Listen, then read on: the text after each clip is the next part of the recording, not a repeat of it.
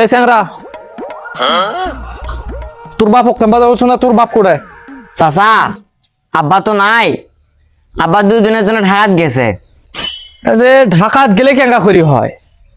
মুই হচ্ছে ঘটক, তোর বিয়ে ঘট পাইছো, এখন তোর বাপ না হলে কেঙ্গা করি? ঘুরি যাও নাকি? আরে না, আজকে কিস্তিওয়ালা আসবি তো, ওই জন্য আব্বা মুখ কবা করছে ঢাকাত গেছে। আব্বা ওই যাওয়ারে 3টার তলে নুকে আছে কিস্তিওয়ালার ভয়ে।